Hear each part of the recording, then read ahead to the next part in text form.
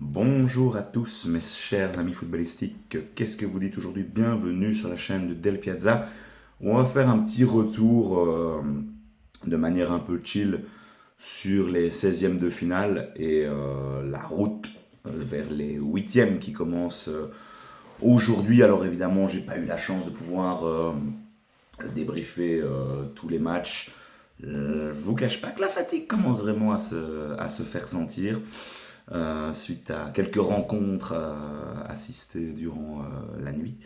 Donc voilà, petit à petit, la fatigue est là, mais je me suis bien reposé cette nuit. On est prêt à attaquer les 8e de finale ce soir avec un chouette Maroc-Canada et un France-Paraguay qui seront bien évidemment très très intéressants. En tout cas, depuis qu'on s'est vu, la voix commence un petit peu à revenir, même si elle est encore un peu rauque, hein, des festoiements de joie suite à la qualification miraculeuse de la Belgique face au Sénégal. Mais depuis, il s'est passé quand même pas mal de matchs, hein, vraiment. Avec le lendemain, on avait notamment l'Espagne qui entrait dans la. Quoi, je vais revenir sur l'Espagne après. Après le match, il y a eu États-Unis-Bosnie, donc, et c'est les États-Unis qui se sont imposés sur le score de 2-0 face à la Bosnie. Donc ce sera bel et bien les Américains que nous affronterons lors, lors du 8e de finale qui se jouera dans la nuit de lundi à mardi à 2h du matin. Ça m'a encore piqué cette histoire, mais évidemment on sera fidèle au rendez-vous. Une équipe des États-Unis qu'on a quand même bien suivi. Ils sont à la maison, ils sont portés par leur public, ils ont un chouette coach avec Mauricio Pochettino. À noter quand même que Balogun s'est fait exclure, leur attaquant, donc sera suspendu pour le match des Diables. Néanmoins, voilà, ils ont quand même un noyau important. On les a affrontés en match amical durant le mois de mars. On avait gagné, dans mes souvenirs, une histoire de 5-2, je pense, quelque chose comme ça. Enfin, ça ressemblait pas à grand chose, hein. C'était un match amical. Difficile de prendre ça en compte. Ce sera pas du tout le même scénario. Ça, c'est une certitude. Et si vous jouez comme face au Sénégal, voilà, peu d'espoir. Donc ne vendons certainement pas la peau de l'ours avant de l'avoir tué. C'est un match très intéressant et j'espère que les Diables seront au rendez-vous. Ensuite, il y a eu le lendemain un chouette petit Espagne-Autriche. Enfin, chouette, oui et non, parce que j'ai l'impression que cette équipe d'Espagne, en fait, elle joue en marchand. Elle s'est imposée 3-0 et sans vraiment flamboyer sur des buts. Ça paraît simple en fait. Ça paraît vraiment simple. Ils n'ont jamais dû forcer leur talent, jamais ils ont été, je trouve, inquiétés dans ce match-là. L'Espagne, vous savez, hein, j'en avais fait mes favoris pour la victoire finale. Ça a commencé timidement, mais j'ai l'impression que petit à petit, ils font pas trop de bruit en fait, hein. Je pense que les gens sont fort focalisés sur la France et l'Argentine. Mais voilà, peut-être un bon plan finalement d'être un peu là, tranquille, sans qu'on fasse trop de bruit, l'Espagne, mais ouais, évidemment, ils sont plus que bien partis pour se retrouver dans le carré final. Et donc, ils affronteront le Portugal, parce que le Portugal s'est imposé face à la Croatie, match que j'ai pu suivre dans son intégralité. Là, j'ai deux, trois choses à dire face à ce Portugal que j'avais mis aussi, j'avais mis top 3.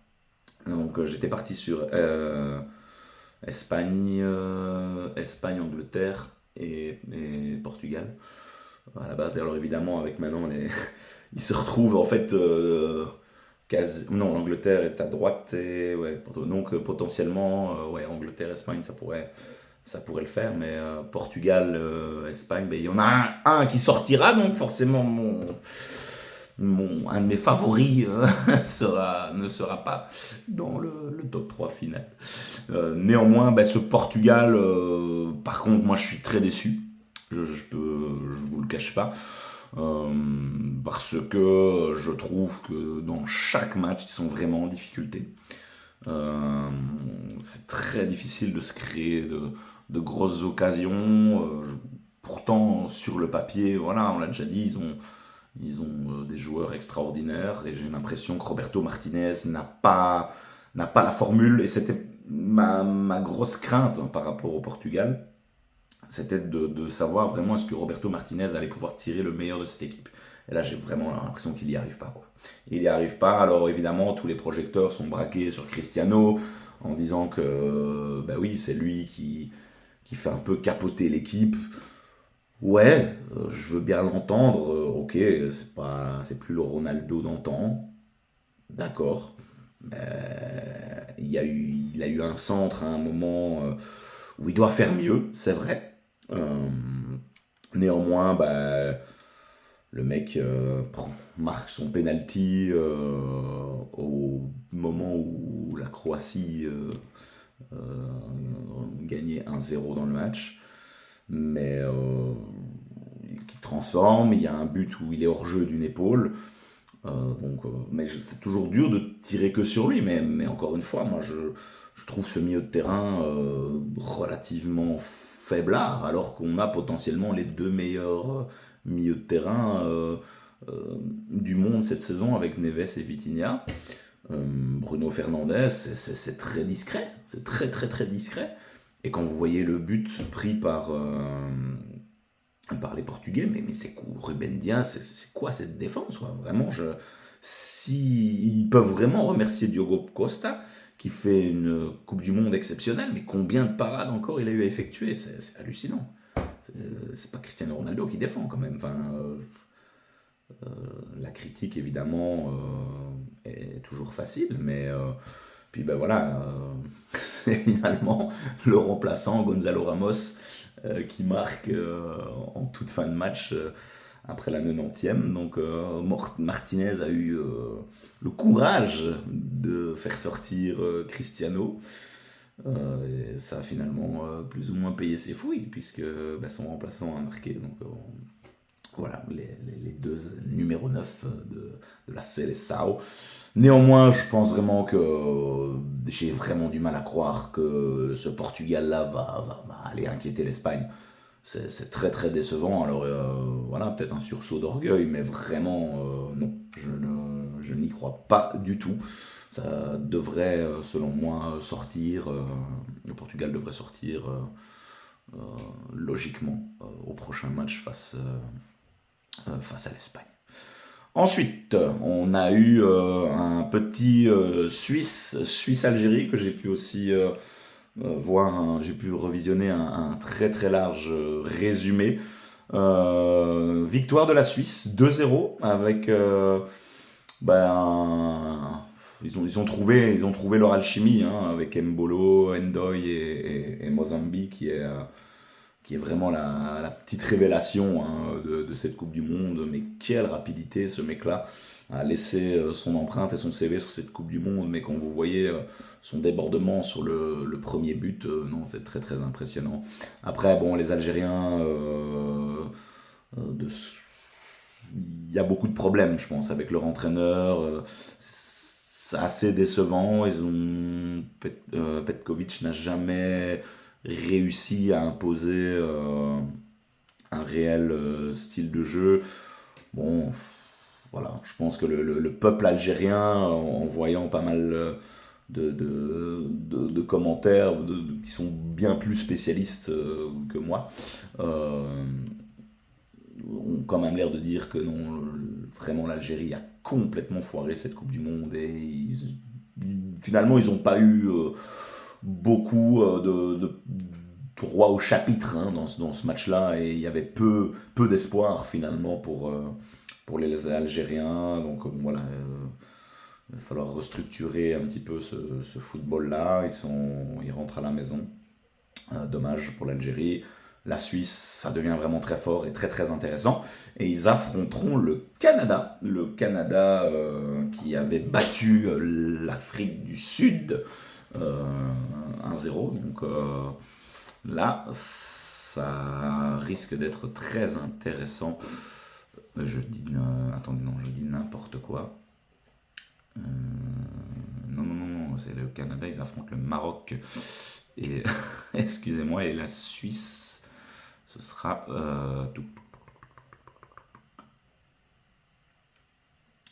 ce sera face à la Colombie, pardon. Face à la Colombie. Ce sera par contre là, oui, pas une mince affaire pour les Suisses. On reviendra à la Colombie après, mais voilà, c'est une très belle équipe. Je pense que le match des Suisses, j'ai quasi, je les ai tous vus en direct. Donc non, une très très chouette équipe de natifs vraiment qui a jusqu'à présent, je trouve, un très très très beau parcours. Quitte à parler de son futur adversaire, donc la Colombie qui s'est imposée hier face au Ghana. C'était pas simple d'aller sortir cette équipe ghanéenne qui défend très très bien. Néanmoins, la Colombie, c'est très très fort, ils sont très impressionnants. Ils avaient roulé sur le Portugal, ils auraient mérité de gagner.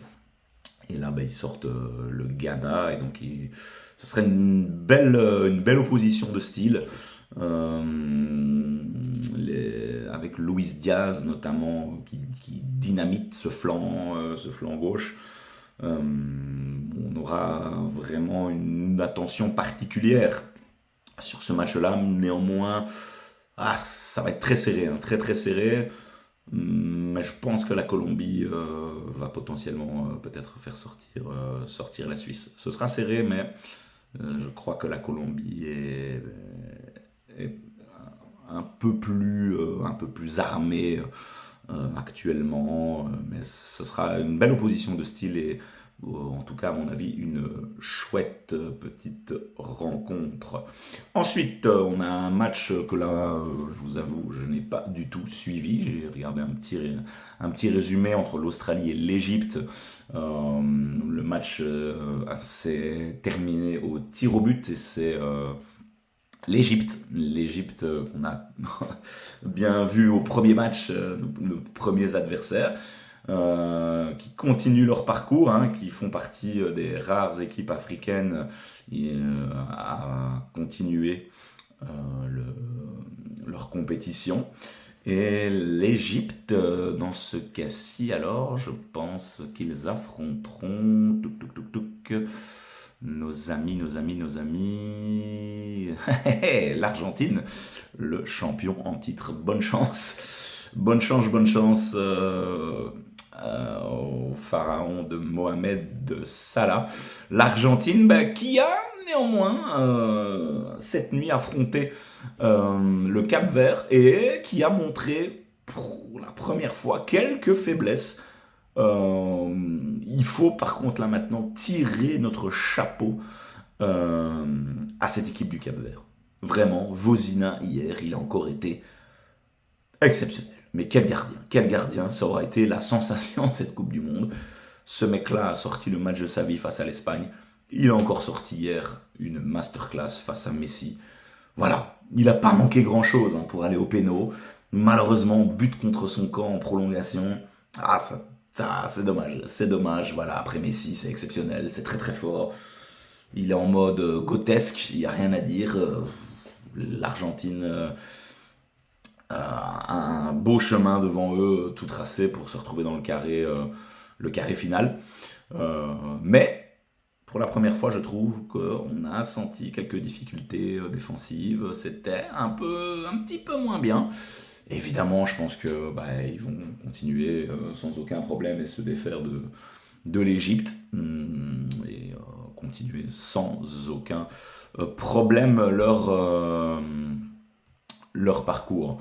Alors j'avais envie aussi, j'en avais pas parlé, mais de mentionner le match qu'il y a eu avant les Diables Rouges entre l'Angleterre et le Congo. C'était un super match, vraiment.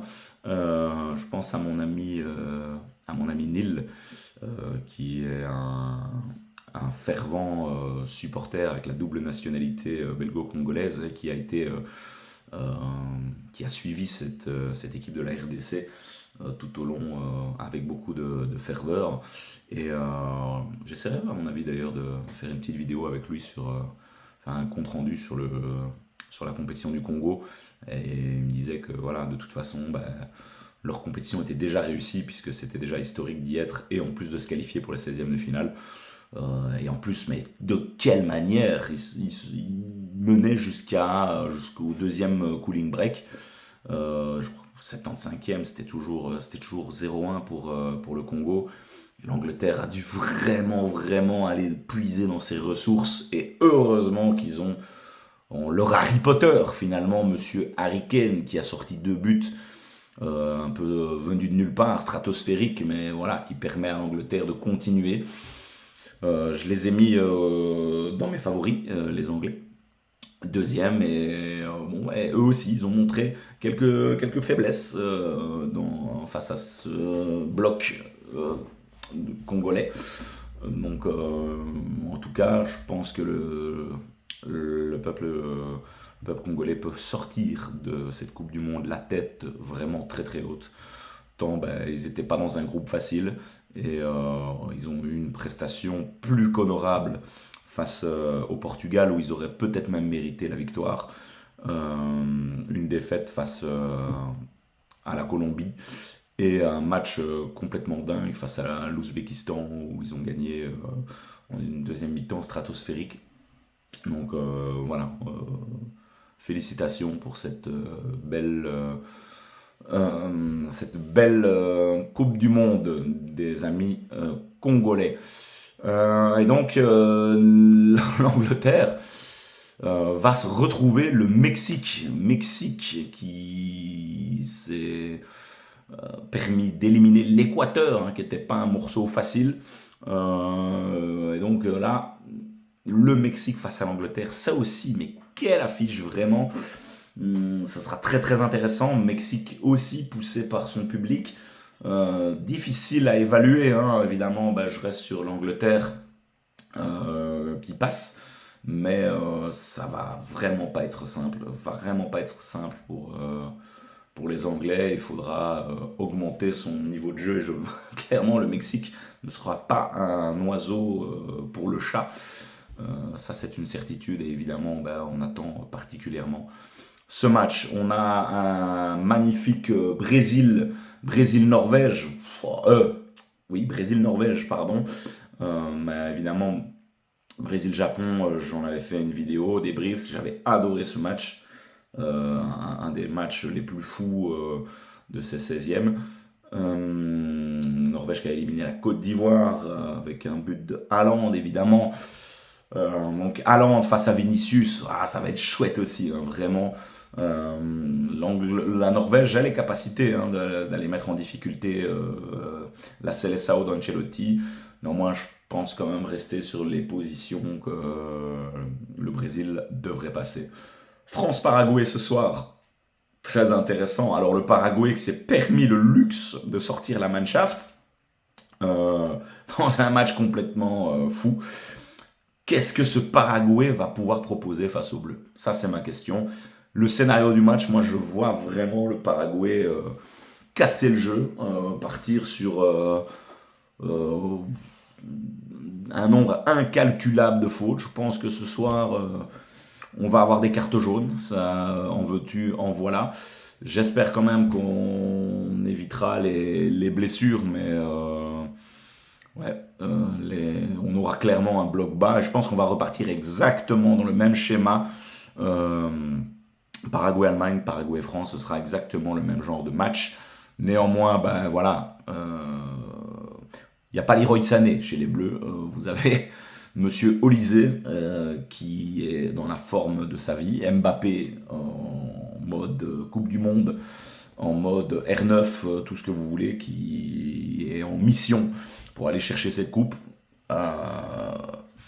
Ce sera pas simple. Il faudrait pas que les Bleus sous-estiment cette équipe du Paraguay qui ne sera pas là pour produire du beau football. Mais néanmoins, bon, ils ont quelques atouts. Il y a un bon gardien, Gil, et Enciso qui est intéressant devant. Mais voilà, ça risque d'être, je pense, trop léger. Et j'imagine quand même voir les Bleus trouver facilement l'ouverture par rapport à cette équipe et continuer sans grande difficulté. Et ce soir, on a un Maroc-Canada. Voilà, je pense que là, ici, la marche sera trop haute pour le Canada face au Maroc. Le Maroc qui s'est quand même défait des Pays-Bas, c'était pas une mince affaire. Même s'ils seront peut-être portés par leur public aussi, mais là, ce Maroc a montré trop de belles choses et est trop bien organisé pour que cette équipe du Canada vienne potentiellement les perturber. Donc voilà, beaucoup d'équipes africaines ont malheureusement, c'était le continent le plus représenté. Dommage, il n'y a que le Maroc et l'Égypte, si je ne dis pas de bêtises, qui continuent malheureusement déjà dans ces huitièmes. Mais les gros... Donc il y a vraiment la Mannschaft de l'Allemagne qui est sortie. Pour le reste, les grosses équipes, les gros favoris sont là. J'espère qu'on sera divertis. On l'a été avec cette 16e de finale. Il y a eu de très très chouettes matchs, vraiment.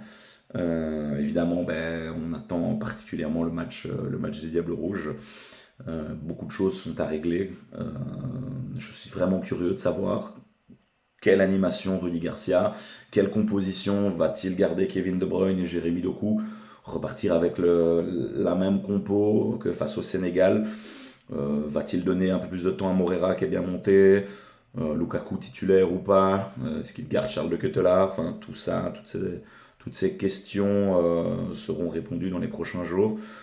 En tout cas, voilà, ça fait du bien de souffler un petit peu. En route pour les huitièmes de finale, mes chers amis, j'espère que vous êtes prêts.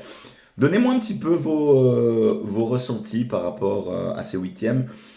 Qui vous voyez passer? Est-ce qu'il y aura potentiellement des surprises et des gros favoris qui pourraient se faire sortir lors de ces huitièmes de finale? J'attends vos avis en commentaire, mes chers amis. On se retrouvera certainement ce soir ou demain pour débriefer les 2 matchs du jour. Donc restez branchés, restez connectés, n'hésitez pas à vous abonner, à liker, partager la vidéo. Et on se retrouve pour la suite de cette Coupe du Monde, mes chers amis. Je vous souhaite à toutes et toutes une bonne journée. À très vite. Ciao, ciao.